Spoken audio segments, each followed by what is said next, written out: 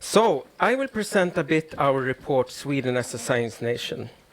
So I will go into a few of the things we have in this report, but I urge you to look at the report itself. It has much more analytics than I have time to present in my brief presentation. So first of all, something which is, so here it is, the outline. Some of the things I will look at, how Sweden is doing, basically how international collaboration, based on being a very good science nation as a start, is a boost towards more impact of the work you're doing. And then looked a bit on things like key technologies and policies as well. So you'll see, but have a look at the report itself. First of all, something which is not in the report. I guess many of you have seen this already. We have a changing world. Actually, China, in terms of scholarly output, has now overtaken both EU 27 and the UK, as well as the US.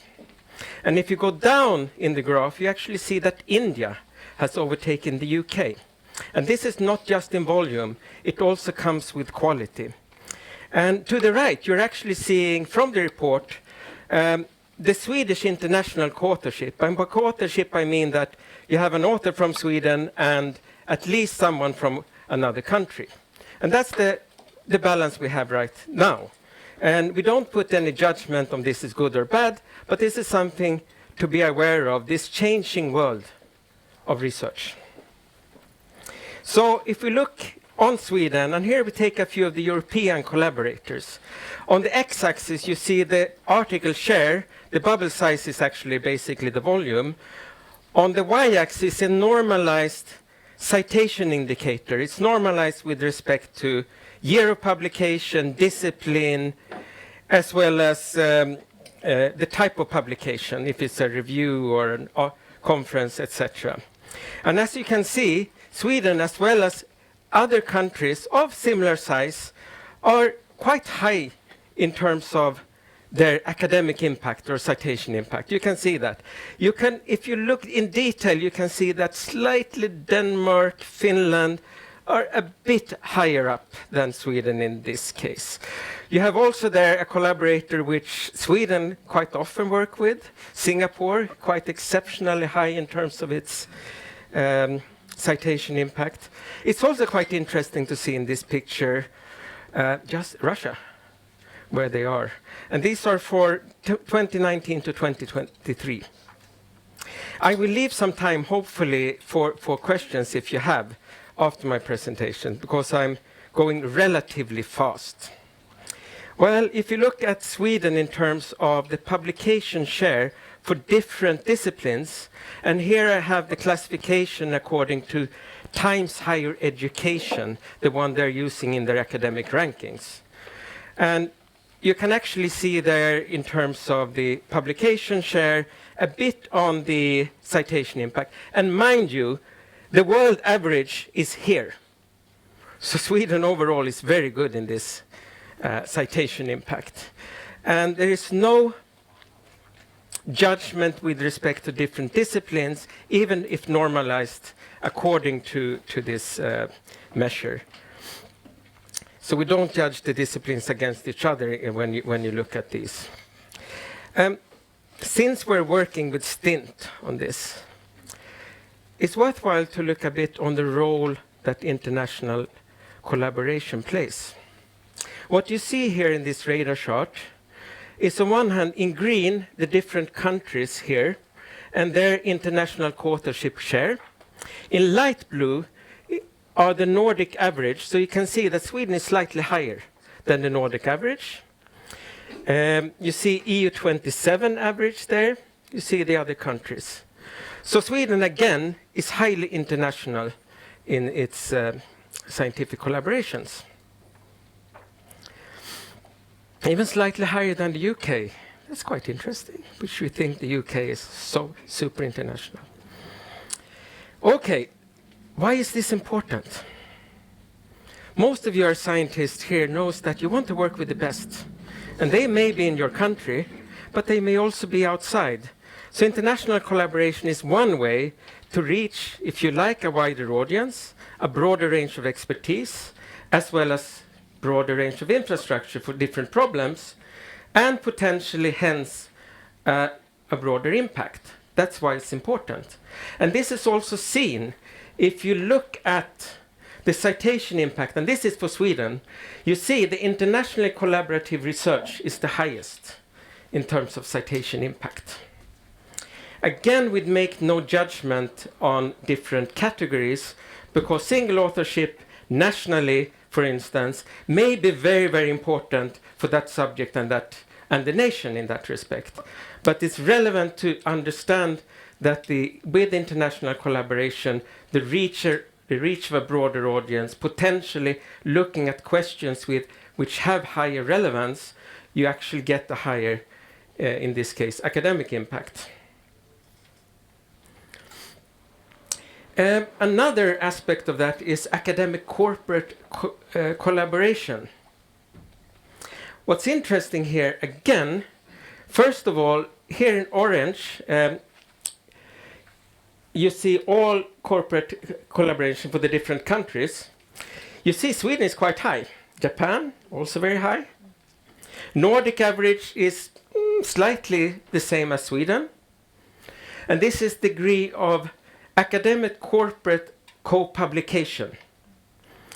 And mind you, which was actually shown in a study supported by STINT, that quite a lot of academic corporate collaborations are also with international partners. Your corporate partner may be international, or it's a Swedish corporate with international university. But again, you see, all of those who say that, well, you know, if I work with industry, my academic impact will not be high. Typically, this is what you see, actually. This is a good number to bring back to the universities. So, academic corporate collaboration, co-publication is one proxy of knowledge exchange or knowledge interaction. We can look at other proxies as well. One of them being how much is patents citing scholarly output. And in this graph, we show for different countries. It's very interesting to see here, China, 6.2% of the scholarly output is cited by patents. US is very high, Japan is very high, Germany, what do you expect? Sweden is also very high. It's higher than the Nordics, it's higher than EU27, UK, Italy, among our comparators here. So in that aspect, which can be a part of discussion we have later on, the knowledge exchange, knowledge interaction, seems to be, in this respect, from this proxy, quite good. Interesting, right? So another interesting proxy is what is the percentage of your scholarly output which is cited by policy documents. And here we use an external database, Overtone, and then looking back at policy documents which are citing academic literature. And there you see Sweden, among comparators, is doing really well. It's on top among the comparators. So I had to look this up yesterday in our databases. Is this really true? Yes, it is. So almost 13%, this is from 2014 to 2023, of the almost 13% of the Swedish scholarly output are cited in some policy document. Quite a high number. It's very interesting, right? And is it surprising? I see someone saying like this. Okay, interesting. Good. Okay. Yeah. Why are we here? So far, this is all super good, and yeah, we can go back home and be extremely happy. Well, maybe. So, we look at one other thing. We looked at how active in terms of your scholarly production are you in certain areas compared as part of your total output compared to how active is the world in that area compared to to what the world publish. And then, of course, if you take all the Swedish research, the normalization becomes as 1. That's the normalization. You see, biodiversity is twice as active as the global. Climate action, all SDG research, quality education. Very good. And here comes some things for our further discussion, potentially. If we look at areas of net zero, which is defined here as SDG 7 plus net zero relevant research from SDG 13. Affordable clean energy as such, so they should be pretty similar. Semiconductors. My own research area was quantum photonics, quantum technologies. Ouch, this made me worried. AI, which is so instrumental. Okay, so let me dig slightly deeper into the AI and quantum. So if we start with AI, here you see for different countries. And actually, right now, as you would know, partly from the DeepSeek, right? China is very active. China is actually the most active of all these comparator countries in terms of the scientific publications. And think about how that will turn into innovation later on down the chain. You see US, because China actually brings down the rest. UK, Japan, Sweden, less than the Nordics, less than E27. Well, on these orange things here are the field-weighted citation impacts. So Sweden is quite highly cited. Germany, interestingly, US, but Sweden is good, but relative activity. Yes, okay. Very quick, very quick. Quantum technologies. Again, if you compare, not surprising, Japan is very high activity, Germany, China, Sweden, but highly cited. So what does this mean? It's for something for us to discuss. I will round off here. Actually, the key observation, to play with the best, you have to be among the best yourself. So we have to have a solid science base. So Sweden overall is a well-respected research nation, strong academic impact, research highly cited, highly collaborative, 66% international co-authorship, high degree of academic corporate cooperation, strong research connection to policy. And as you would know, the government investment in R&D is the highest historically to date in the new research bill. Concern, potentially, for discussion. Sweden as a research destination. The role of infrastructure, very important. The role of the culture of doing research. And as I kind of hinted, enough critical mass on research on key technologies. And how to navigate in an accelerating geopolitical and technological landscape. And with that, I end.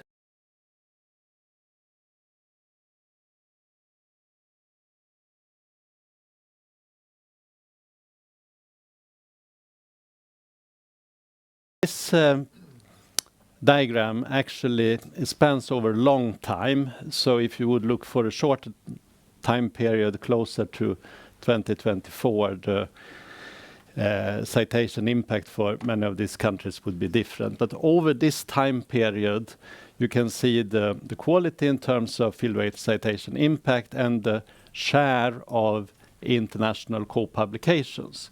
And it's quite interesting here that a few more or less randomly picked countries actually show some kind of linear relation between the share of international co-publications and quality. So basically, more international co-publications, the better quality you will have in research. And I think that's a great reason for STINT's mission in promoting international cooperation. And then we have the world. It's a VUCA world. I don't know if all of you are familiar with the term, but it's volatile, uncertain, complex, and ambiguous. And there are so many different things going on at the moment. Climate change, pandemics, migrant, refugee crisis, ethnic conflicts, and so on. And I think lack of trust in expert institutions is not really something we see in Sweden, but it's obviously something that is happening in the US. And also with technology development, so many things are changing. And now when we have one commercial company controlling more than half of all the commercial satellites, we have companies who are acting on the global arena more or less like countries. And then if we look at scientific quality over time, so back in 1996, top research here in terms of countries having more than 25% of all the publications in the top 25% citation percentile. That's, if you're not a bibliometric, maybe it's complicated, but let's just think of it as scientific quality. So back in 1996, top research, top science in the world was basically in Europe and North America and in democracies. And then if we forward until 2022, you can say the landscape has changed quite a lot. And you have so many countries performing on the same level. And here, obviously, these countries have different kind of political systems, different cultures and so on, which of course cause some friction in cooperation. But I think we should really think about the benefits of having more excellent scientific research environments around the world. Because with more excellent research, we're better prepared to solve the global challenges. And we need to work together. And also goal number 17 is actually partnerships for the goals. But of course, when you have new actors coming to the scene, you will have competition. And this is an article from Caroline Wagner in 2022, that China produces more high-quality science than any other nation, and should the US be worried. And there are many different indicators of this, and you can argue about the reasons behind the result in various indexes, but still there are many indexes pointing in this direction. And of course, creating competition. And this, I think, is an interesting example from the EU Commission. Back in 2015, it was open innovation, open science, open to the world. Very positive message. And then back in 2021, 6 years later, the focus was on tackling RNI foreign interference. So this kind of international situation, focusing more on research security and so on, is a new problem, and I think we need new methods. There has been many, I think, proposals of using old methods to solve these new problems. And universities are international in their DNA. And actually, universities are the ones who have a lot of experience working internationally. And it's also important that you take responsibility, because there are certainly cases when universities have maybe been naive and haven't had enough understanding when they've been working internationally. And I think it's important that we build a culture and understanding of how to collaborate in a responsible way internationally. And after all, universities should be as open as possible. But there's also this new geopolitical situation, and it's the need for these new methods.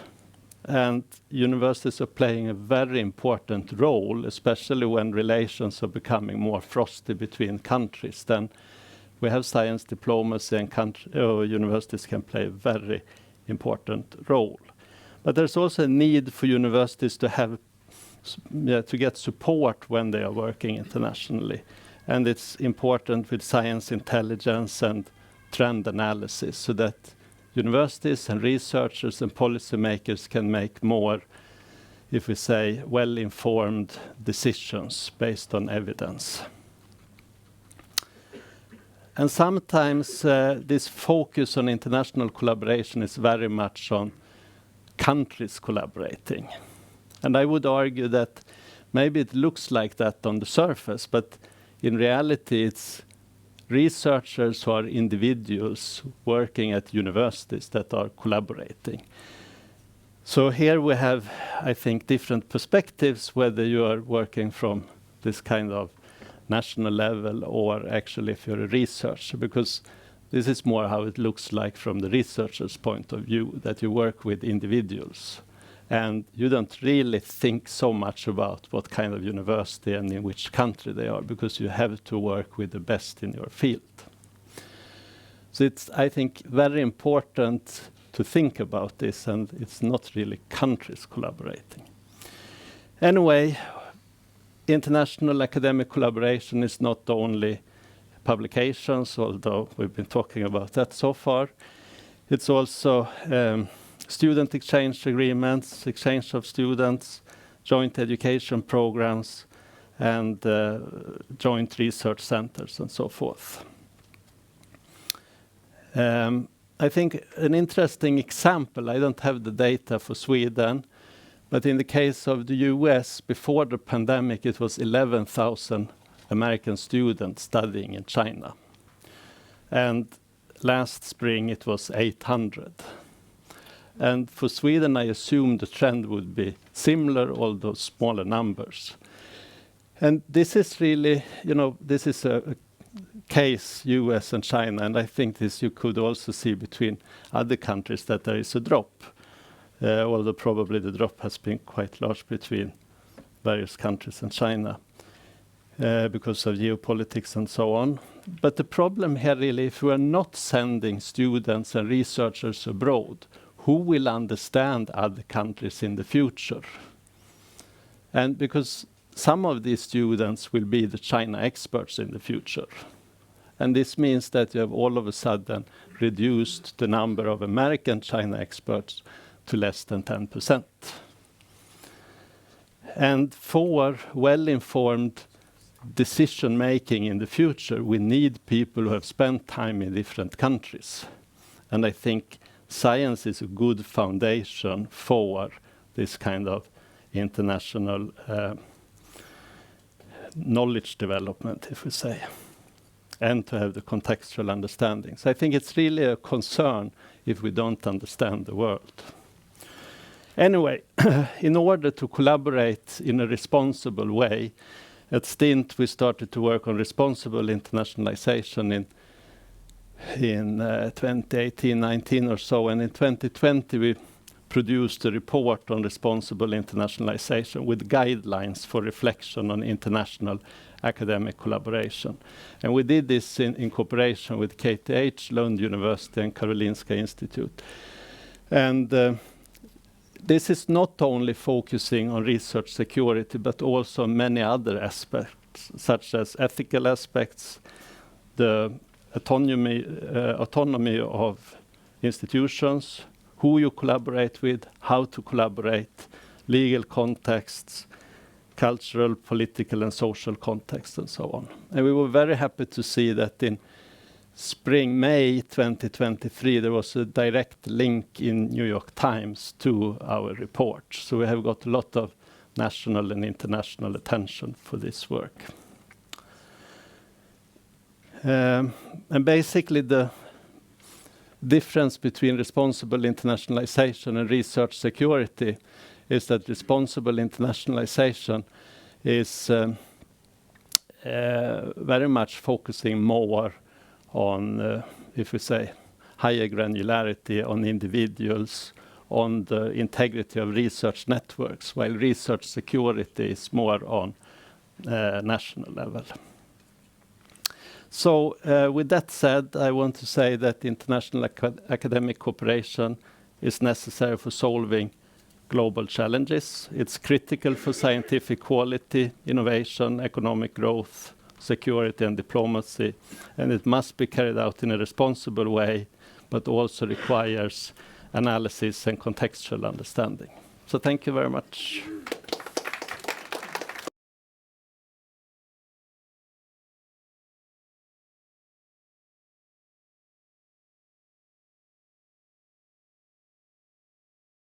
I'm very happy to be here to speak about science and science collaboration in general, and also about technologies and key technologies. Svenskt Näringsliv, or the Confederation of Swedish Enterprise, is an employer organization, and we organized around 60,000 member companies and most branch organizations. And many of them are doing a lot of research and innovation, of course. So research and innovation policy is a very important and prioritized area for us. Okay, let's see here. I thought I'd start quite on a basic level and talk a little bit about technology. Why is technology important? Sometimes it's good to go back to the basics. And I think the most obvious reason why it is important, why it perhaps will be even more important in the future, is of course that it is the most important driver for economic growth and prosperity. And it's been for some while, and it has increased over time in relation to other factors as competence and capital, for example. And that's one explanation why we've seen on a global scale that investments in research has grown on an exponential scale, almost. I think for the last 20 years, the global investments have almost tripled. This also reflects the fact that, I mean, the last generation has been, in a way, the best ever for mankind. I mean, we have lifted millions out of poverty. We are having more and more countries that have the means to invest in science. And so we're also having a more competitive environment, and that affects us as a small country. And then finally, I also like to highlight, if we look forward, and the potential coming demographic issue that we are facing if we don't start producing more babies. And that's really, it's really something that will really affect us. And I had to look. I think that at the moment, the 15 largest economies in the world have birth rates that are too low. That includes China and India. China has, between 2012 and 2022, lost 40 million 20-year-olds. So that's a lot. And the Earth population will start to decrease if it just doesn't change. I had to look it up, and that's the first time in human history since the Black Death in the 14th century. So that's sort of unknown territory for us. I will not go deeper into that. But of course, if we want to keep up our prosperity in the world, we need higher productivity that comes from technology. And maybe AI will save us in this regard. Okay, so what about key technologies or strategic technologies? Strategy is a word that's used a lot, but this is how I and we look at it. I think you can see some technologies that are already here or are coming will have a very big and broad impact on our society. Either we like it or not, we have to somehow cope with it. And in those technologies, I include AI and quantum technologies. We have some technologies that will be critical to solve big societal challenges that we are facing in climate change, new energy sources, and so on. And then also, if we look at it from a Swedish perspective, we have a very research-intensive industries in Sweden, and we are quite unique in the fact that we are a small country, but still we have industries in vehicles, cars, we have forest industry, steel industry, a big defense industry that are really at the forefront. And that is quite unique and really a big Swedish strength. And of course, we need to match that with public funding in research and competence that match these strengths in our industry. And then, of course, national security, something that will be even more important in the future. I don't think we really mentally are there what we are facing here when it comes to investments in national security. And also, I'd like to point out and stress that, of course, these technologies affect both, and they're relevant both for fundamental and applied research. Then, just before I talk a little bit about the report and about key technologies in the report, and what I see as a possible strategy for Sweden, just a few words about the new global landscape, as we already heard before here. It's very uncertain at the moment. A lot of things are just up in the air. We don't know how it will end, so to speak. But what we can see at the moment is that we have a global technology race between the US and China in AI and in quantum technology. And Europe is behind. And we have to how should we cope with this? Can we catch up or can we not? We're also seeing Europe is now on sort of a war footing at the moment. Huge investments in defense that will affect us all, affect many industries, since we're seeing this gray zone when it comes to technology. A lot is changing on the battlefield when it comes to what is military technology. And so, you know, the relation to robotics and drones and so on. And finally, also, if Europe lost out on the first wave in AI, we are now seeing possibly the next wave, and that includes AI and quantum technology as R&D tools. And I think the potential here for productivity, higher productivity in how we are doing R&D is enormous. And I think this is something that Europe and Sweden needs to focus on. How can we be in the lead in this next wave, so to speak, so we don't lose out again? And this I think will really affect the universities. We are seeing so much going on in the industry and companies at the moment when it comes to AI. And I'm a bit worried that the public sector and perhaps the universities will lag behind when it comes to harnessing the possibilities with these new technologies. Oops. Okay, when it comes to the 4 key technology areas in this very good report, I really enjoyed reading it. It was very clear, a good report. It is clear that the science, Swedish science in these 4 areas, which are really important, and I'd like to say that they are really key technologies. They do punch above their weight. We punch above our weight in Sweden. But as we heard, we lack critical mass. And it's really worrying that we are not investing as much in these technologies as a share of our total R&D investments as our Nordic countries, for example. Because it's an important investment in the future and in meeting these changes that are coming. Also very interesting to see that both international collaborations and industry collaborations are, I mean, for quality are critical factors. And about the comment on some collaborations failing, I mean, that's also the nature of research. I mean, there's also always a risk involved, but there are many success stories in there. Okay. How should we approach these key technologies from a Swedish perspective then? Our former Minister of Education, he used to say that we need to be a small but smart country.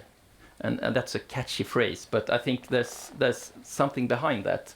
Because if you have limited resources, you need to be much smarter how you use them. Or if you compare to if you have big funds, so to speak. And we really need to be able to concentrate on the most important areas. Okay, and that also means that we have to decide which areas should we not do research in, and that's of course the hard one, but we need to. Also, since we're a small country, 99% of all research is done outside Sweden, so we really have to focus on the absorption capacity of this new technology. That we educate researchers, engineers, and so on, and get them out to the business society and to the academia.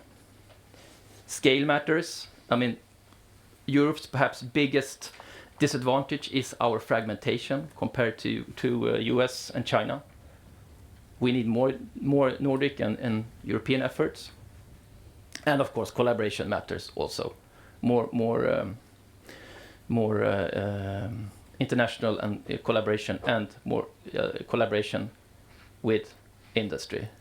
And I think on international collaboration, I think you could look in these difficult times. You could really see. I mean, science collaboration is also some sort of peace project, or it promotes peace. Actually, because you let people meet over borders, and that's perhaps more important than ever.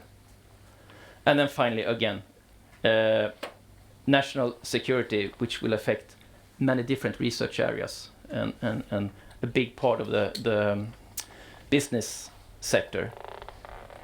I usually give an example here. The Viggen aircraft, the former Swedish fighter jet, when it was developed in the 60s, there was one period when it took half of all research efforts in Sweden in developing that fighter jet. So mentally, perhaps not that mentally yet, but it takes a lot of resources. So my final slide, just a few words on knowledge transfer and supply of skills, which are questions that are very important to us. As I said, first, we have many world-class industries in Sweden that we should be very proud of. We must also make sure that we have a world-class supply of competence and knowledge to these industries. That's really fundamental. I also think that if we look at the key technologies, too many PhD students in these technologies are today leaving our country after graduating, and we need to be able to absorb them better. And that's not only about academia, that's also about the business sector. Must be better to absorb these. And also, perhaps this could be some symptom of a bigger problem. And I think that from a political level, the politicians need to be clearer what is the role of universities in the future, in all these changes that are going on, and in relation to society as a whole. So, thank you.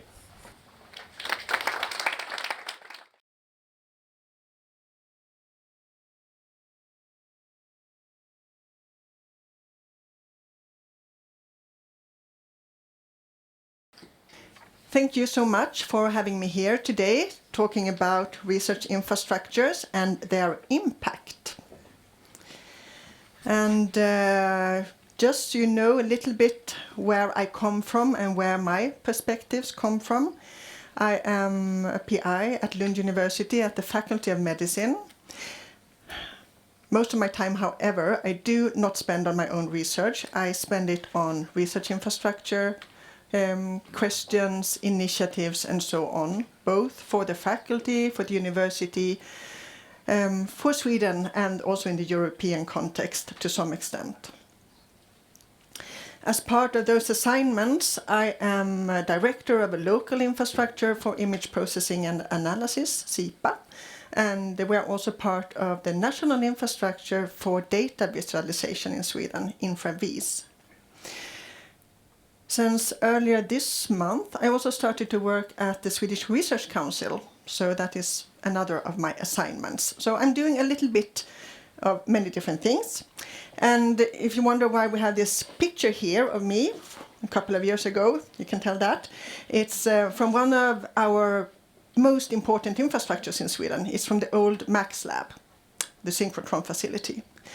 And yeah, I'm doing anti-M presentation in my research group, and this is also just to illustrate that I am not only talking about the infrastructures, I'm also using them. So the graph down here, it is data generated at the synchrotron facility outside of Oxford, the Diamond synchrotron source. So enough about me then. If you ask, what is the impact of research infrastructures? I think the answer is super easy. Because without research infrastructures, there will be no research nowadays. Things have changed. So yeah, we can look at research infrastructures as essential for research in the same way as this power grid is essential for modern society, both when it comes to everyday life as well as for industry and so on. Or we can compare it to being as essential for healthcare as our hospitals are. So research infrastructures, yes, we need them if we want to be able to do science right. And as I said, things have changed. Some time ago, not so long ago, you could do quite good research in your own team, at your department, with the resources, the expertise, the instruments available. That is not how you do research any longer. You need to have access to the advanced technique and expertise available. You do research in much more also interdisciplinary way nowadays. You cannot do it in your own research team or at your own department. You need advanced research infrastructures in various forms. So infrastructures are both the foundation and the frontier of science today. And we need them to strengthen Sweden's position as a global leader in research.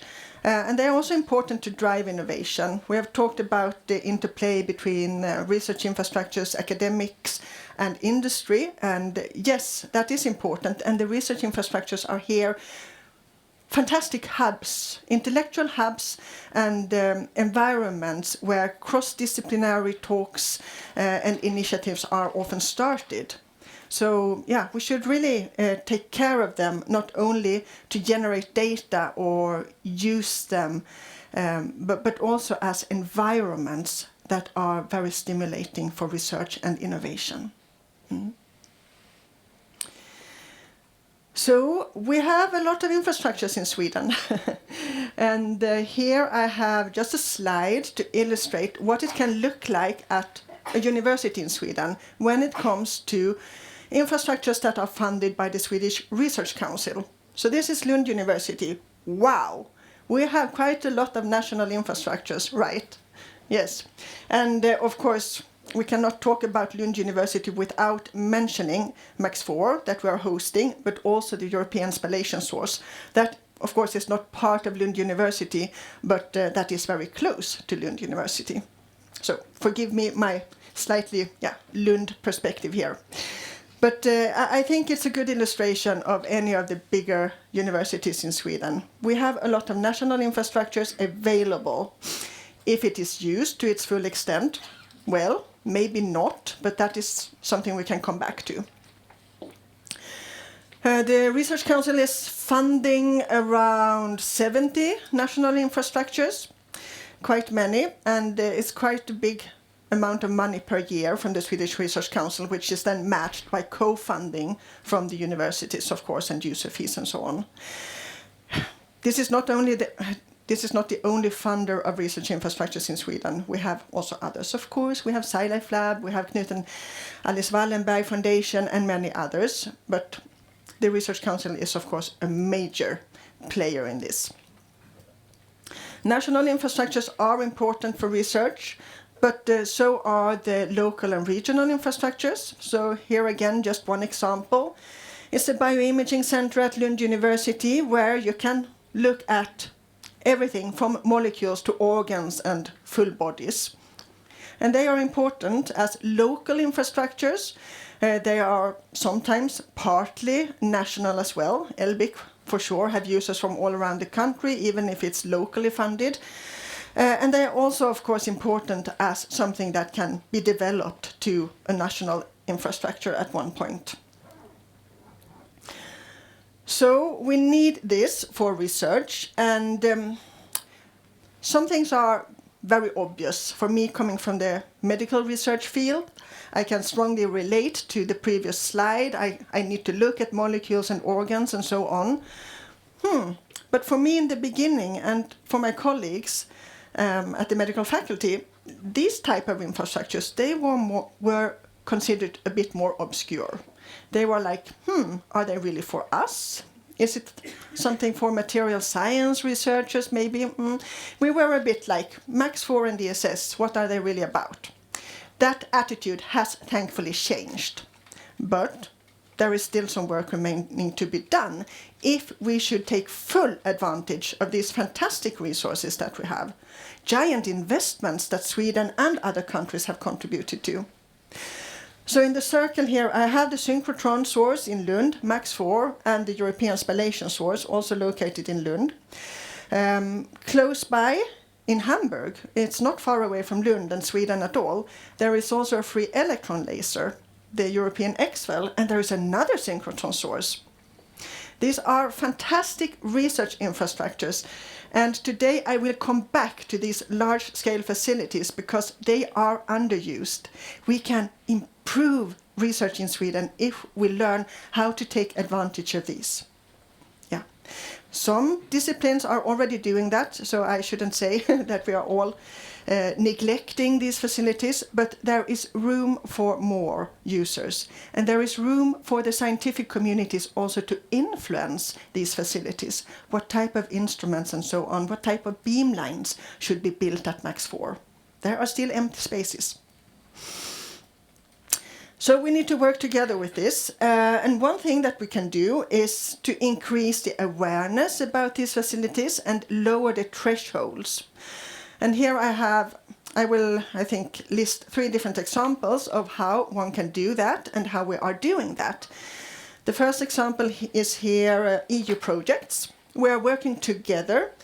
Here in this example, we have 21 partner organizations in Sweden, Denmark, Germany, and Norway. And we are here trying to match experts with scientific questions. Experts knowing methods, being at research infrastructures or in academic environments that can link new users to new techniques. Take them, hold their hand, take them to Max4, explain what it's all about, and get them started. Because we have a tendency to be a bit afraid of what is new, and we tend to stick to what we have been doing for many, many years, probably. So we need that extra. And these type of projects, they are out there and they are giving us even funding to do this type of activities. You can get funded 6 months to do a research project as long as you include a new technique and use a new research infrastructure. So that is something we are doing in Sweden together with colleagues in Europe. And again, connections are important, and we need to connect not only researchers with these research infrastructures, we also need to connect the research infrastructures, the small local infrastructures with the large-scale infrastructures. We need to create pipelines where sample preparation, data collection, data handling, management, analysis, and visualization are linked together and can allow researchers to plan the experiments with the expert team already from the beginning. So this is also something we are working with in these EU projects like HALRIC, for example. Another initiative that is creating awareness and opportunities to explore these fantastic techniques is the Institute for Advanced Neutron and X-ray Science, LINX, you might have heard of that. They have themes that researchers from all around Sweden and also other parts of Europe can participate in to learn more how their scientific challenges can be studied by using these advanced techniques. The third initiative I would like to mention here is also creating awareness and new ways of bringing more users from academia, but also and maybe primarily from the industry sector to facilities such as Max 4 and ESS. You might have heard about this project before. Here it is named ARI for Sweden, but previously it was called Spirit. So I think we have Vinnova people here, for example, and so on. It's funded by Vinnova. So this is a really great initiative as well that I want to mention as part of the portfolio that we need in Sweden to make the research infrastructures available and used and to unlock their full potential. So many things are done, but we need to do more. Last week, the Swedish Research Council published a report. It was a report that identified a number of bottlenecks and thresholds for why we are not fully using the research infrastructures available, and the specific focus here on the large-scale research infrastructures. It was concluded in this report that one of the biggest challenges is the handling, the analysis and the visualization of scientific data. This is a bottleneck today. We need better resources and more resources for that. So a recommendation from this report was that Sweden need to invest in user-adapted analysis, including AI support. AI has been mentioned here today, right? And resources for the full pipeline regarding data handling, management, storage, and so on. So we have more work to do in that area, but it's super important. Because it's like investing in data collection facilities. If you don't have the resources to do the sample preparation or the data analysis, well, your collected data, first of all, they will not be collected if you haven't prepared the sample in a good way. You will fail somewhere along the data collection pipeline. And then if you cannot finalize the analysis, it's really a resource waste. And that is not acceptable, right? This also connects, I have a few slides about InfraVis, since we had this report from the Swedish Research Council, and it is known that the bottleneck is the data analysis and visualization. I wanted to here show something that is quite new in Sweden. It started 2022, financed by the Research Council with, I think, 160 million Swedish krona. We now have a national infrastructure for visualization of scientific data for all scientific domains. And it's quite unique, globally quite unique. We haven't found any other similar infrastructure. There are infrastructures for data analysis and visualization for certain scientific domains, but this is really a broad infrastructure. And there are already over 60 visualization experts available to be used for all researchers in Sweden. So I encourage you, since we know of this bottleneck, please look into the initiatives that is already existing. We also, of course, have other resources, but this is one of them. So, infrastructures, keys to strengthen Sweden. We can become even better, right? And they are the enablers of the research. They are also the environments that can drive innovation in academia and for industry. They are important talent and attraction magnets, how can we call them? They are quite often something that manage us to really convince these top scientists to finally come to one of our universities. When we tell them about the research infrastructures we have, that can be the tipping point for them. So, we have seen that in many cases, and hopefully we will see it even more. They are also, of course, important because they do contribute to our national and European research strategies.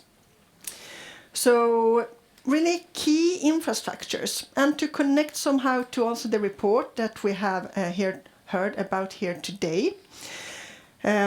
There was mentioned in the Sweden as a Science Nation report that we need to prioritize. We cannot do everything, right? We need to prioritize certain technologies and so on.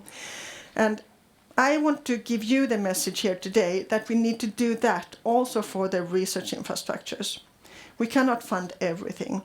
And we have to make our decisions based on looking at the ecosystem of research infrastructures, not looking only at single infrastructures. It's not good.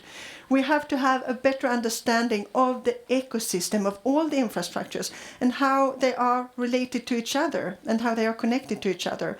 And if we have users of one infrastructure also using another infrastructure, we need to understand the ecosystem of research infrastructures in a better way. And that will allow us to also prioritize the funding in a smarter way and in a more sustainable way. Yeah, we can do things better. We do not always need to invest more funding, but I'm sure we always need to strive to do things better. And when it comes to this ecosystem, we can definitely be better in understanding and prioritizing. So yes, I think that is my message today. And with that, I say thank you for listening.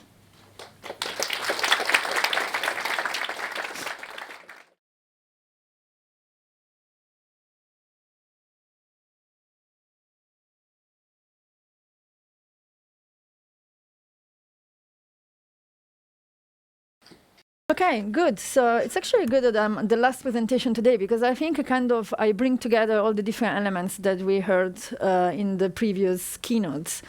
So what you see here are the different challenges that we observe in the research innovation landscape. And at the moment, what I will really focus is how we can foster international collaboration, which is something that Andreas really talked in the first keynote. How we can develop research and innovation ecosystems and showcase economic and societal impact. So why are these three elements extremely important? I think that all the answers were already in the previous presentation. But fundamentally, it is what we was already looking into. The geopolitics has really changed the agenda. The European agenda, we've seen it went from open to the world into research security, into really digital sovereignty. And fundamentally, three main reports came out last year that really focus into how we can be stronger in terms of innovation and define what it is a competitiveness agenda for Europe. So, of course, everybody is talking about the Draghi report, which really look into closing the innovation gap. But before that, also the Letter report really focused the attention into the fifth freedom. And also that midterm evaluation of Horizon Europe, looking into what's going to be FP10, that was done by a group of experts, which was led by Manuel Aitor. And that also really focus into industrial competitiveness and scientific excellence, along with flexible collaboration, international collaboration. Actually, Manuel Aitor, in one of the last times that I was attending a panel with him, he was really saying, wake up, Europe. I mean, the call was very strong about really investing into the innovation ecosystem. So you probably see in the beginning of January, the Commission came up with the EU Competitiveness Compass, which is the strategic roadmap, which really put forward a number of milestones which are all around key technologies, AI, clean industrial deal, and technological sovereignty. So how is Sweden sitting within this?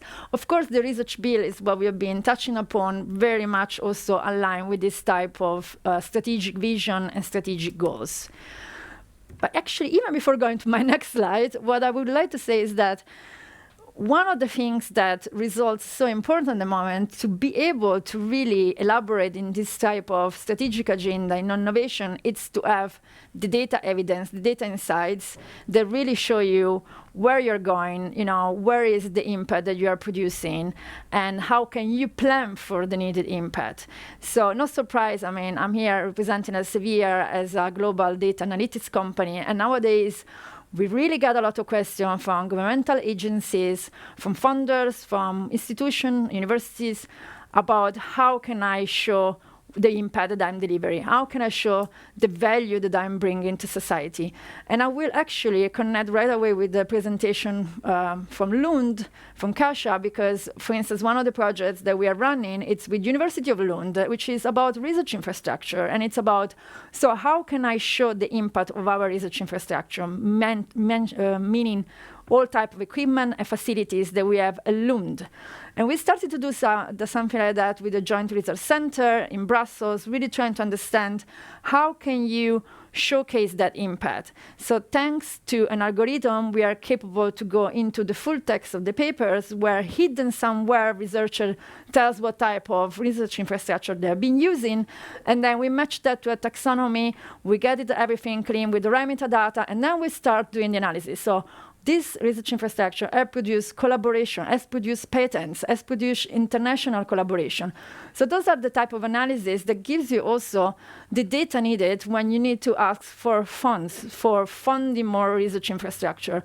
And I'm really grateful for Lund that really want also to pilot that approach, which is something that we heard also from other conversation in these days with other research leaders in the country. They were saying, oh, this is very interesting because it really help us identify where we should invest more, where is that is utilized, where it's not underutilized, actually, as Kajsa was just saying. So, but some of the questions we get, no surprise, they are all around key technologies. Key technologies are really at the top of the priority agenda of many countries. So what I'm showing here, it's a piece of project we did for the Dutch government.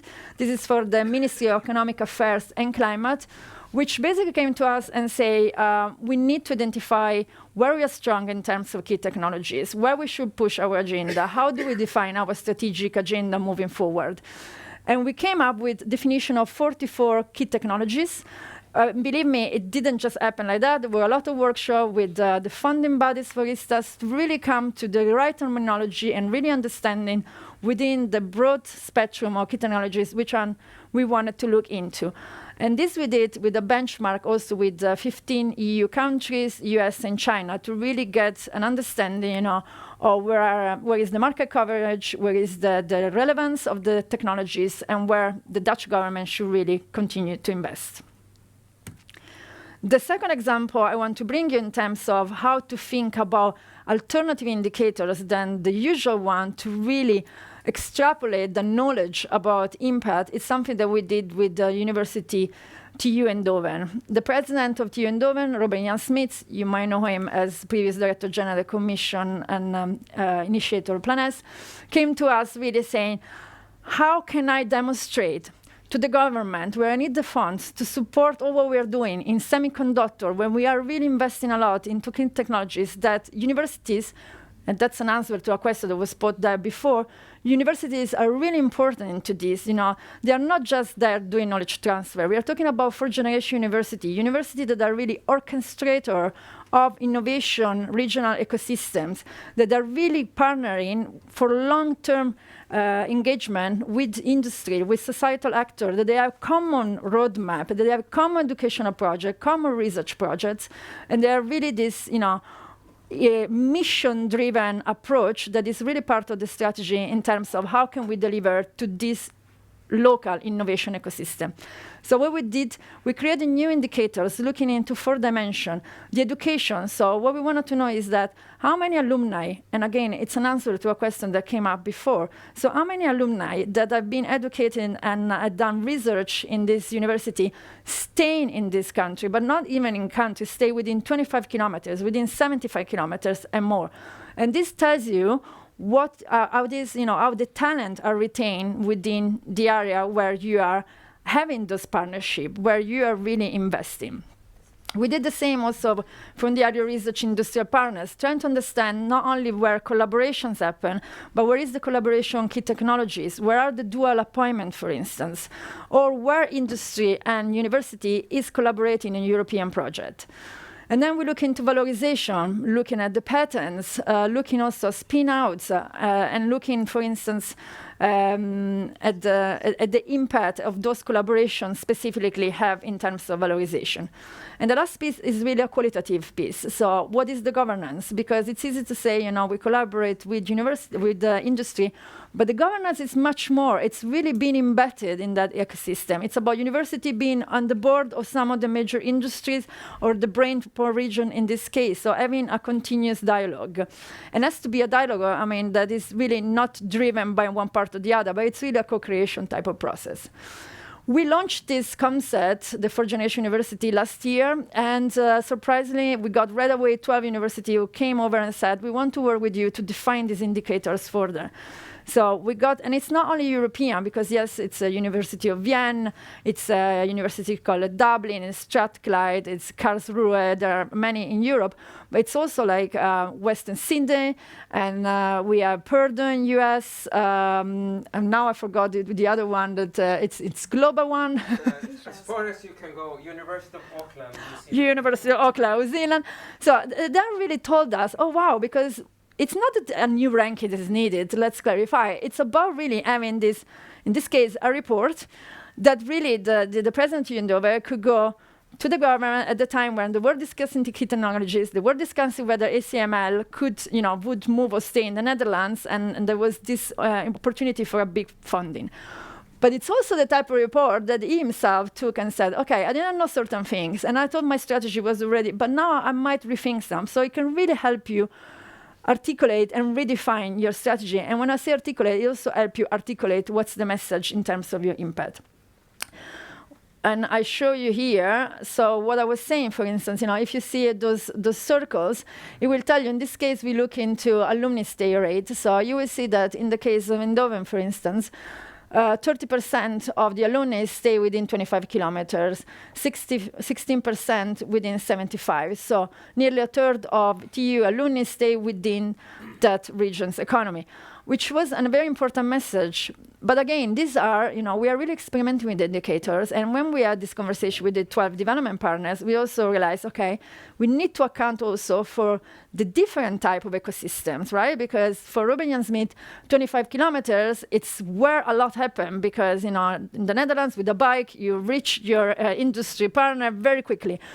I suppose that, for Western Sydney is a different story, and for other, so we need to account for that. The 25 might not be what is relevant for others, and the ecosystem might be very different. For instance, TU Eindhoven perform very well, and a lot of these indicators are a bit less in patents, but the strategy is not about patents, it's about spin out, fine, so it's about also making sure that you flavor together with your own mission.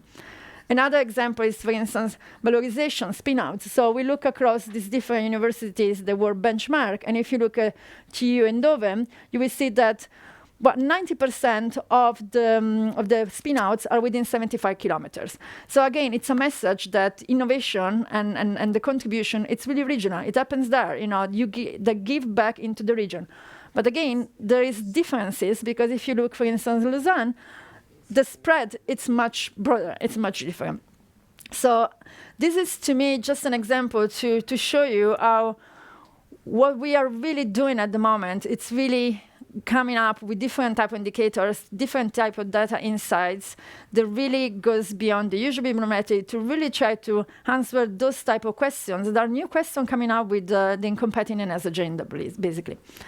The interesting thing is that the interest for this type of approach went much broader. So we have now, together with these 12 partners, decided to launch a community. We did it in February in Brussels.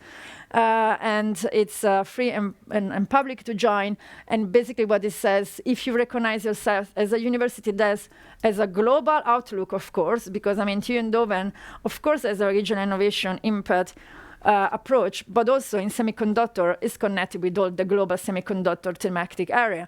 So if you recognize that within your mission, this is the type of elements, what we're trying to do with this community is really create an opportunity for like-minded universities to be part of a network, shaping together these indicators, this type of thinking, and really have an opportunity to benchmark and collaborate.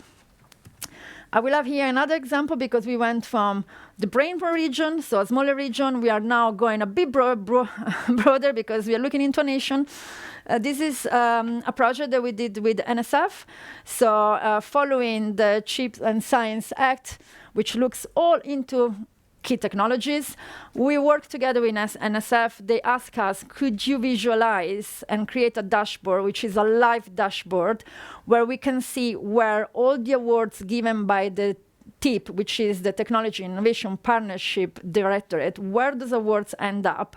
And then you can, within this visualization, go by level of, by state, district, down to university, and you can decide to see whether select by key technologies or awards, and see where basically the awards, the grants have gone in terms of projects, in terms of which one are the companies that are involved, also small businesses, startups, and the universities. And again, this is a way to show where are the federal money going. The federal money are going into this type of projects, which are supported by this type of industry, which are supported by this research and universities. So what is basically the impact, the economic impact of the federal money which has been invested in key technologies? I have still a couple of examples. This is also very interesting. This is UCL.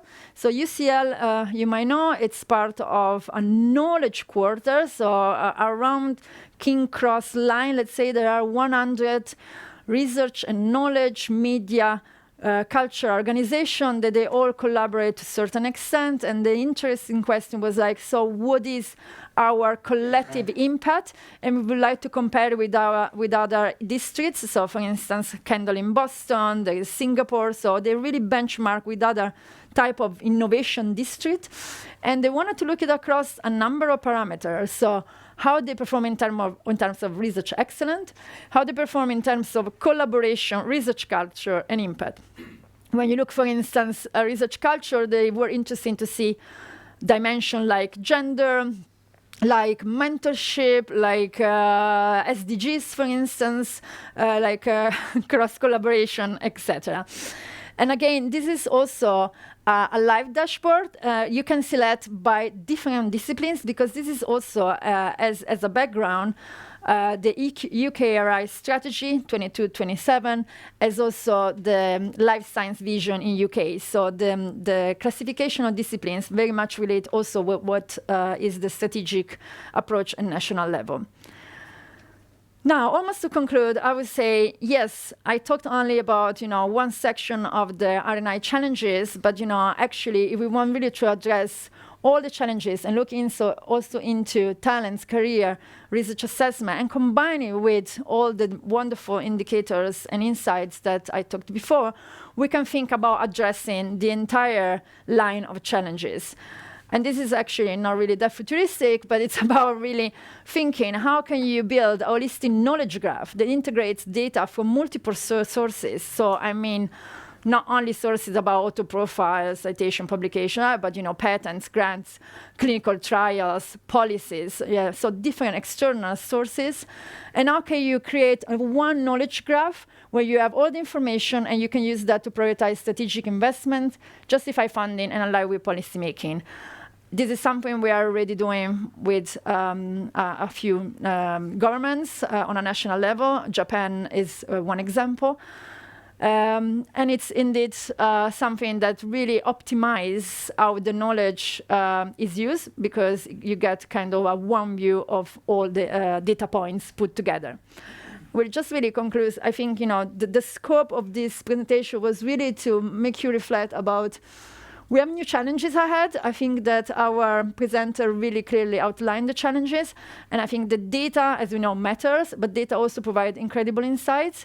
And it's a point of really interesting turning point where we really collectively co-created new type of indicators that really shed light on new elements. And of course, there is a great value also of adding into the indicator AI and generative AI, because as you can imagine, when you apply AI, you can have real-world impact information. And when you add also generative AI, you can also add narrative to the impact stories that you can see, so that you can better elaborate that. And with that, I think I'm within my time.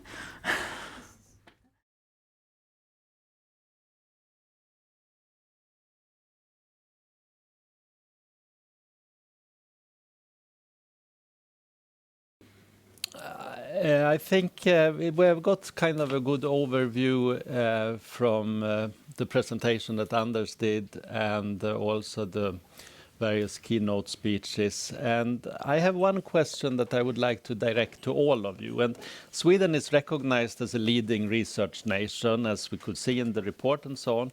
But global competition is certainly intensifying. From your perspective, starting here with Johan, what are Sweden's greatest strengths and challenges in maintaining its leadership in research and innovation? Well, I think a lot of those aspects were brought up in the report. It's very interesting, and one of the main aspects is, of course, the international collaboration.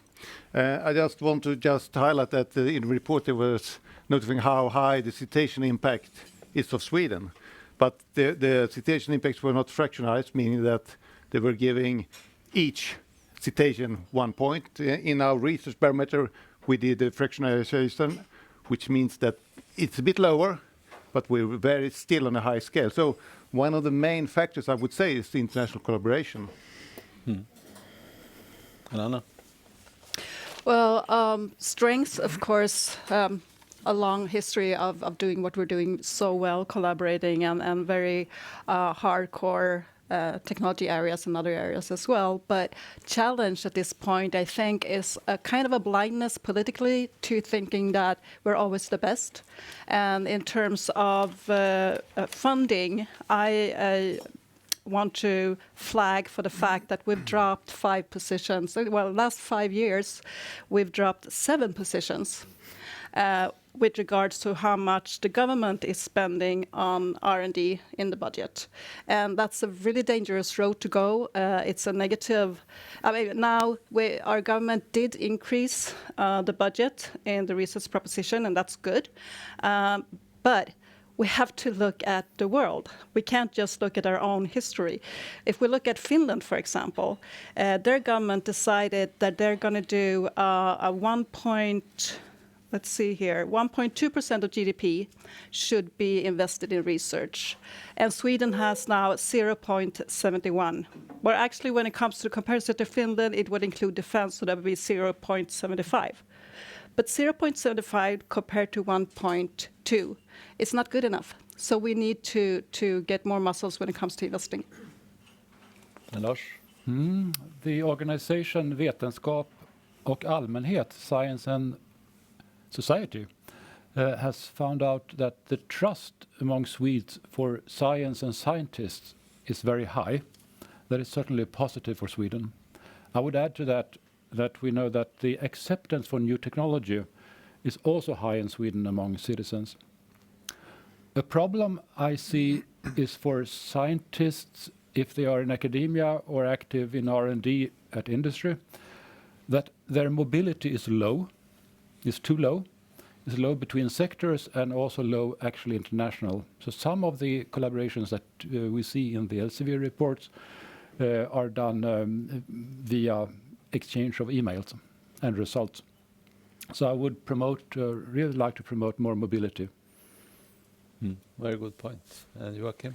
Well, in terms of the strength of the Swedish science systems, I think it was excellently outlined in the report, and really good to have it summarized and backed by evidence in the way it was done, with the strong academic input, the international collaboration, and also with some sense the right countries, and also coming from Academy of Engineering Sciences, also really highlighting the importance and also the great outcome of the collaboration between academia and industry. It was, of course, it was good to see put on paper and be backed by evidence, things that we talk a lot about in the Swedish system, and where we have a long tradition to do that, and also including the impact aspects, broadening from in a sense just the industrial outcomes, and also looking at this broader societal outcomes. In terms of the weaknesses, I think it was also got a lot of insights from looking from the report. Really the high quality but weak in terms of volume in key areas where we see a future need. AI, quantum computing was mentioned. There are others. And where I really think we need to have a discussion is the match between the research that is actually done and current and future needs.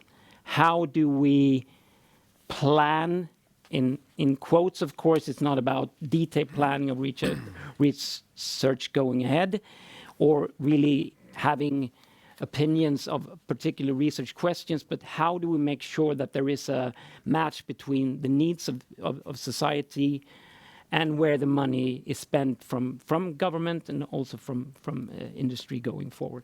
I think the page 20 is really interesting, where you see in the report, where you see how it really turns up in terms of academic output.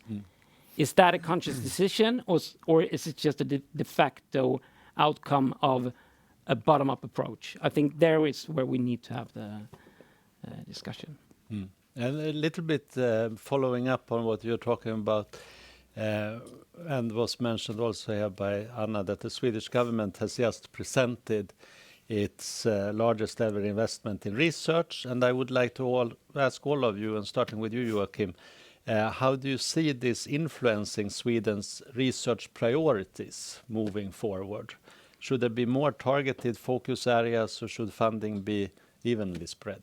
Because you were kind of hinting on that already. Hinting on that, and here I speak both in my current capacity, but also being part of a government inquiry into the future funding landscape, or the agency structure of the government funding towards research and innovation, which I'd done a year ago.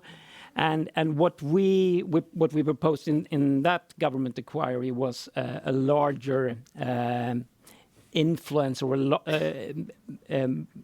a stronger focus on strategic research than is done in the current system. And I think, and it's not that we have that is really a key issue. How do you do that? Because it's easy to say, but I strongly believe that we need to have a stronger focus in really selecting areas, because we know something about the structure of the Swedish society. We know about the international competition in terms of research, and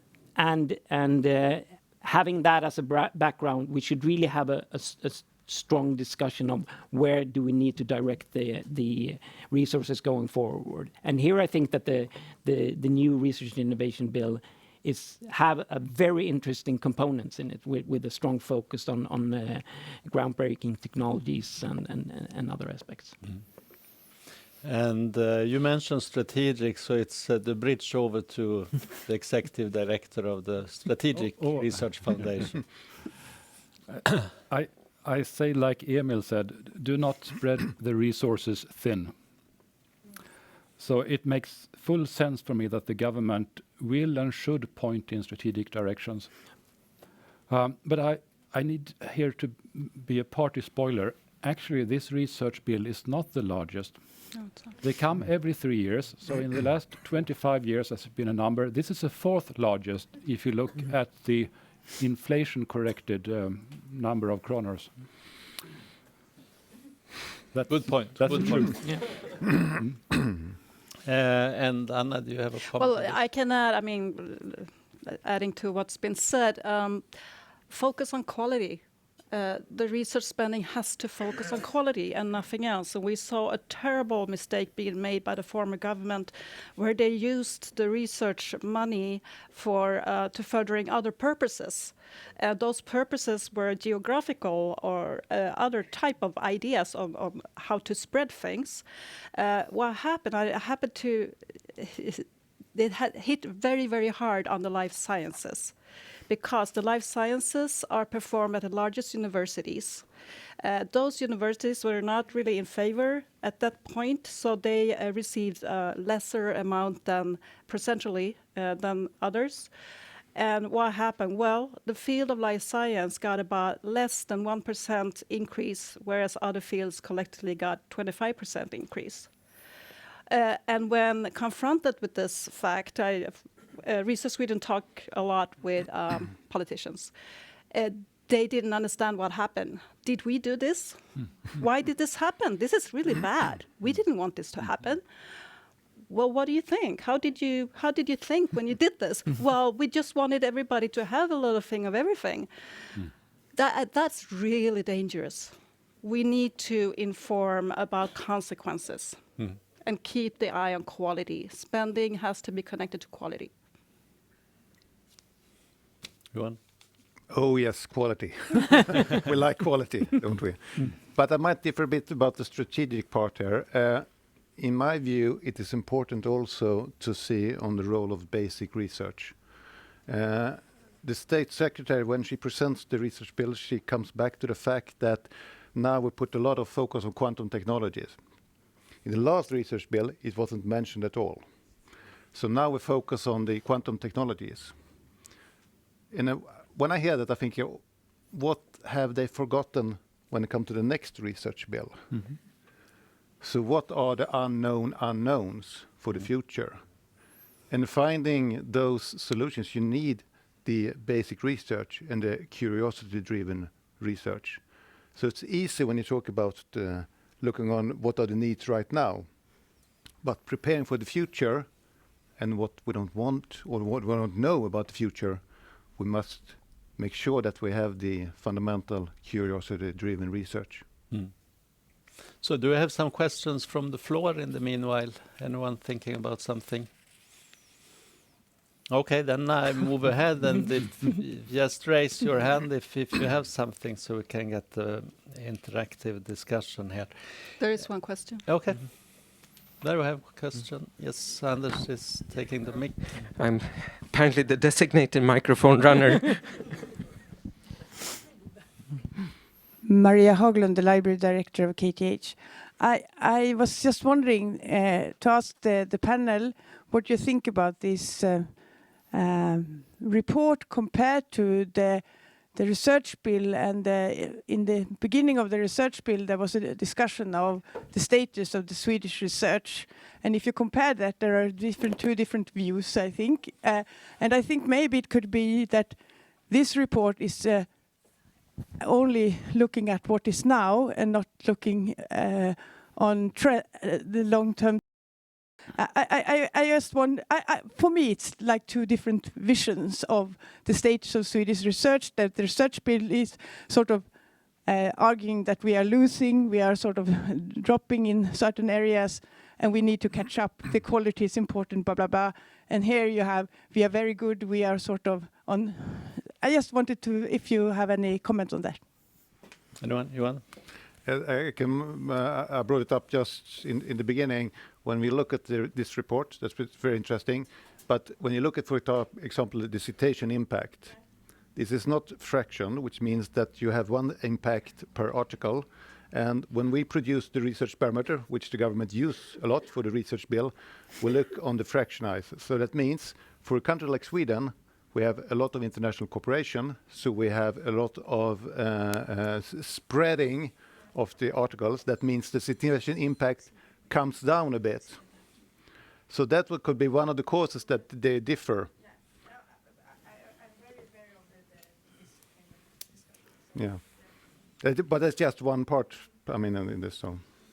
Joachim, you want to follow up? Well, and what perhaps the report is lacking is a discussion of productivity, and we looked into that to some extent in the government inquiry, but because you don't look at the input factors, and here Sweden, even though perhaps it's not the rate of increase that we would have liked to seen, and perhaps, but looking back from the mid-90s, there has been a continuous increase in government spending on research, even during the financial crisis of 2008, when almost all other European countries had a decrease in their spending. So it's a great outcome, but looking at productivity, going back to the quality issue, do we get as good and as much research that we would like to see?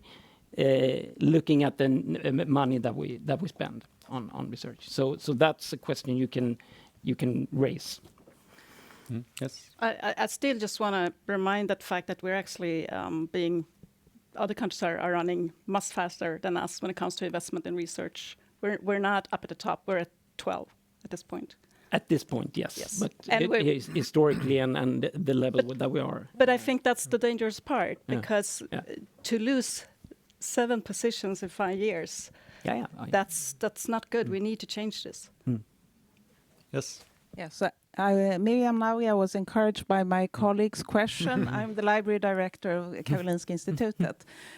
So I just wanted to go a bit on this about curiosity-driven research and research research driven by policy, and the report here that has the graph over impact of science, because I think, Anders, you had to check this morning. You said, if this is this really for real, that 13% of all Swedish research articles are cited by some policy document.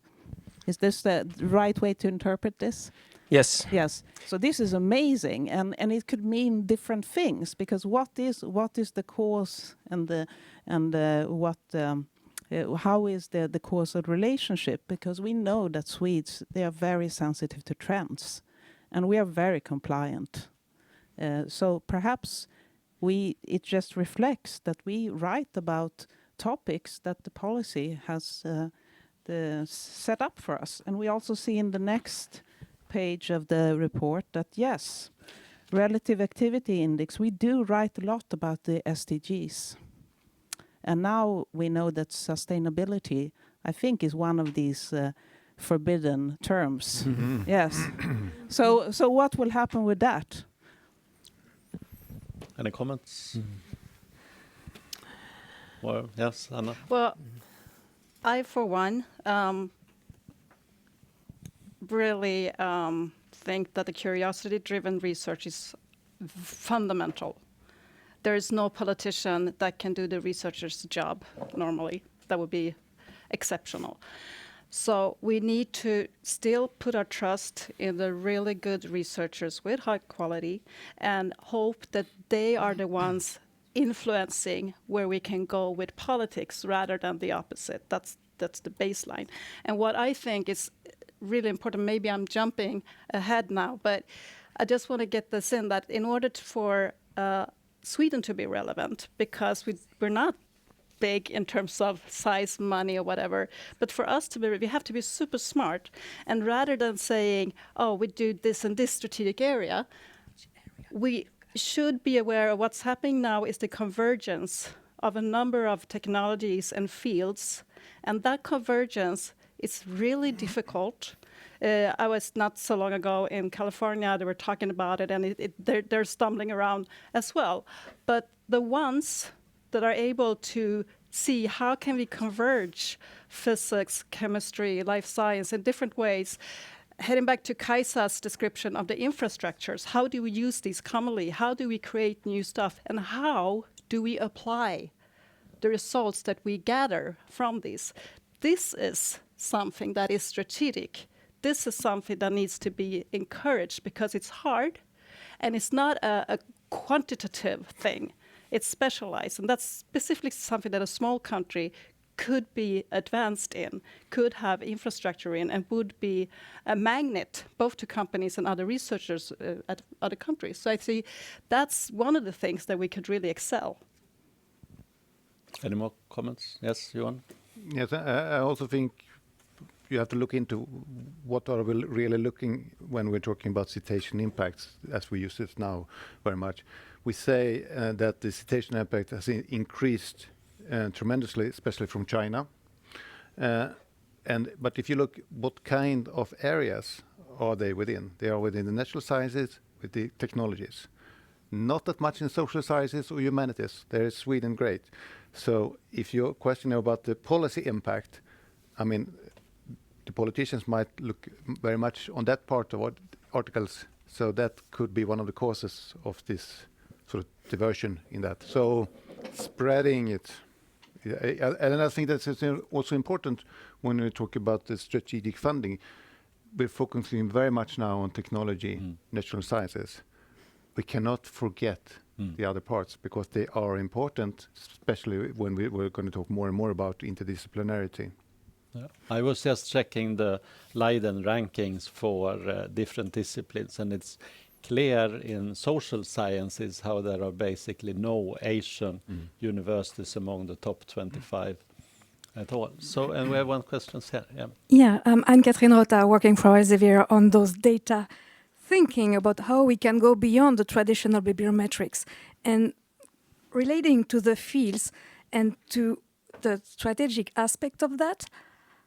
I think an important question is about how we identify those emerging topics, where we see that articulation of different disciplines going together, and thinking about the bottom-up approach rather than a vertical definition of fields like the traditional classification existing can bring a lot of insights, including some other indicators, because we have a proxy. Okay, citation, fractionalized, not fractionalized. Okay, fair enough. But still, we can go beyond. And today, the data, the technology, allow to go beyond. How are we going to understand the relation between the scientific output, the funding, and the real-life impact? And with Gen AI, now we can understand where we see some matching between, okay, that research allows this innovation, allows this product, allows to save such number of life, or decreasing the diabetes at that extent. So that's the kind of thinking where there is a lot to explore.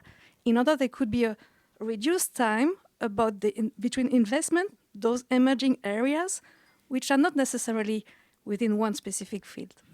Andreas? Yes, Lars? May I return to the publishers? The way we calculate the citations is in a moving time window of 2 to 3 years. That means that it will self-accelerate hype. It would be better, I think, to look over the whole lifespan of an article. And the most exciting discoveries, they will generate very few citations in the first year. So they will only count in the last 2 years. So I think that very system, there are certain economical interests behind this, maybe from other publishers. But I would seriously question this modus operandi. May I reply? Yes, sure. I agree. This is exactly where we go for flexible windows to analyze those indicators, because it all depends again about what is the question, what we want to measure, and what is the objective. And when we think about the policy document and the relation to the policy document, like the IPCC report or some others, European or World Bank document, it's not a citation that will occur within 1 or 2 years. It's far more. But sometimes you need also to have the fresh thing about how the researcher talk to each other, how they cite each other in emerging topic. So not everything will fit the same situation, but fully agree with your comment about making sure that we don't rely only on the very rigid rule on that. Thank you. And then, Lars, you have a question? Thank you. Lars Friberg, Vinnova. Just 2 weeks ago, I came back from a workshop at Stanford University on synthetic biology. And I hope that the people here in the room could get together and actually use this. We talked about the need for talent. And there's so many American researchers who are now going to be don't know if they're going to have a job or uncertain. And we have a really good value proposition to try to attract them. The Economist just published their glass ceiling index. Sweden is the highest in the world as the place for women who want to work. So we should try to attract them. Just in the last couple of weeks, I've seen regions in China, I've seen the Danes, I've seen individual universities in France trying to attract them. We should try to get together and work with the Migration Agency and others, put together a package why people should come to Sweden. Yes.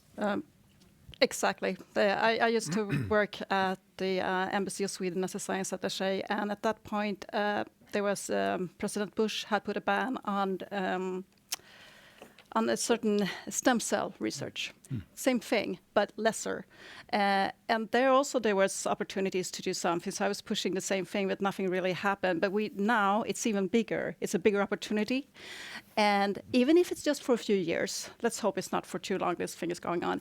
But if we could get them over, but we need to act fast because other countries are really acting fast. And we also need to, one thing that's come up many, many times is that you can attract a researcher, but their spouse can't get a job, can't get the permission to work. Normally, they are also well-educated people who do want to work. So let's just have our influencers put a fast track on this, make it a special case and push it hard so we can get some star scientists here, have them work a few years and then create the very good links that we want. So yeah, I very much second that. And it's a very good point from you because I think I heard so many times now these last weeks in Sweden that we should recruit, but other countries and universities, they are actually doing it. Yeah.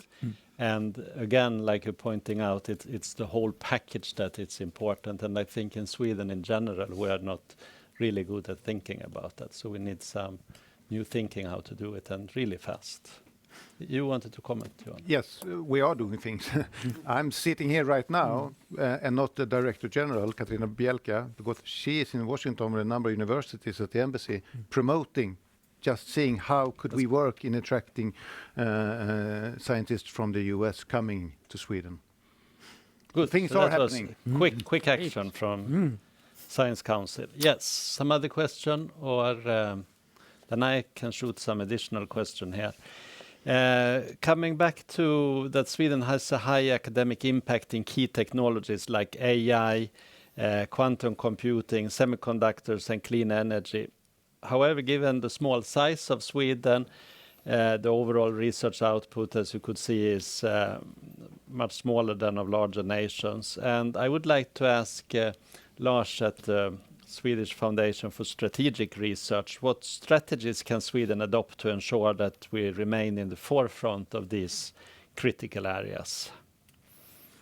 So keep making strategic investments in research, but also education in STEM. We also need to become better in promoting innovation and entrepreneurship in these said and more areas. But it's a very complex, multifaceted problem. And you will come into retirement plans, and you come to taxes, and you come to everything at the same time. And one, look at the numbers. China has now, I think, 4 times more educated AI engineers than the US. The US are closing immigration of such specialists. So they have a massive program in education in these strategic areas. And if the word strategic is difficult, we could find other areas for important. Yes, thank you. And so how should Sweden prioritize investments in strategic technologies while balancing support for fundamental research? That's maybe something for you and Johan from Swedish Research Council. We did a report a few years ago, together with Svenskt Näringsliv also, where we looked on what kind of research are the industry actually funding. What will come to a bit of surprise for us, that what quite a big part of what they are funding is basic research. What was even more interesting was that that part of funding was increasingly very rapidly. And actually now the industry is funding more basic research than the Swedish Research Council. So the importance of being very early in the TRL process, industry sort of recognize that as an important part in being competitive for the future. So that you need to look at the whole part. It's so easy just to look at the end of the TRL scale, but recognizing this, which is the curiosity-driven research. Yeah. And that can really, come up with new solutions and technologies for the longer term future. We have one question here also. Can we get the mic there? Thank you. So I understand that we have now this feeling that everyone is on their own, right? And we need to be resilient and whatever happens inside the borders to be prepared. But we haven't mentioned, basically, not even once now, the European Union. Have we forgot about European integration? And in a small country, of course, like Sweden, you have repeated it a lot of times, that the scale is small. Is the responsibility of every single country to lead in AI, to lead in quantum, when we're competing with the US and China, which are n times bigger than a small country? So where's the European integration gone? Very relevant question. Yes, you went first. Thank you. I think this is one of the very important questions that we haven't really seen. If you look at the research bill, we focus very much on the national part. And then we have the competitive compass from the EU, which is focusing very much on strengthening Europe as a region in comparison to what's happening right now in the US and China. And we are still focusing very much on Sweden as such, not Sweden as part of the European Union. So when we are looking at the critical technologies, we are looking then from a Swedish perspective, not an EU perspective. So that, in my view, that is something we have not yet come into, but we need to see us as a part of the European Union, to see us, what is the role of Sweden? Where do we have the cutting edge? And where should we leave it to others? And how could we work together even more? So thank you for that question. And I think this is a mental exercise for all Europeans. Jocke first and Anna, Lars. Yeah, and thank you very much, Valentina, for that. Bringing in the EU into this very patriotic crowd here in the north of Europe. But I think, to me, that this really boils down to, having said that we need to prioritize and find our skills. To me, then we come back to strategic research, because there is no magic coordination mechanism by having a system. And here we should really talk balance. I should really stress that fundamental research is fundamental for a society to flourish. But I think we need to have a discussion about shares, because we also have an economy where we have a massive amount of funding coming from the private sector, where they do a lot of really basic stuff, where they really recognize the importance of a knowledge-based economy. That is what's driving productivity. In that sense, we are very lucky being Swedes, because we have very forward-thinking companies. So, but coming back to the question of selecting areas, I think here where are our strengths? Where are the strengths in Denmark? Where are the strengths in Germany? Where do we need complementary initiatives? And where do we need to move out from certain areas? Not entirely, of course, but because we need to have some absorptive capacity, and where we need to put more resources. And then it's not about moving up the TRL level. It's about having curiosity-driven research, but in certain areas. And that is where I think we need to be open for that discussion. But myself, having worked in a funding agency for 15 years at Vinnova before joining the academy now, there has been so much focus on bottom-up process, even in the strategic research. And I think we know what type of companies that we have in Sweden. That is not changing from year to year. What they do might change, but then we need to have a dialogue with the companies, with the researchers that are in new fields, and we need to be agile and moving resources towards the fields that are really promising. The Wallenberg Foundation is doing this, and we all look to them for guidance on where Lars is doing that. But I think there are more agencies that need to do that to a larger extent. Not at all abandoning fundamental research, of course, and a bottom-up process. That is very important. But we need to have a discussion about shares. Anna? I come back to what I see as a much more integrated field, that it's not fundamental versus applied. They actually do go along increasingly, and we need to be really good at promoting that. And one thing when it comes to saying, is this strategic or not strategic, there's a tool that Sweden is not using very well, and it's called innovation procurement. So Innovation procurement is when you present a problem that you want someone to solve for you, but you don't tell them how. You don't say which discipline, which researcher, whatever. But take healthcare. Take a number of defense. In DARPA, for you who know the US, there's a lot of mechanisms in terms of innovation procurement that are very healthy in terms of figuring out how to make best use of investment in research and innovation. And that actually helps the society because it's innovation procurement for health or for defense or for education. This is underused in Sweden.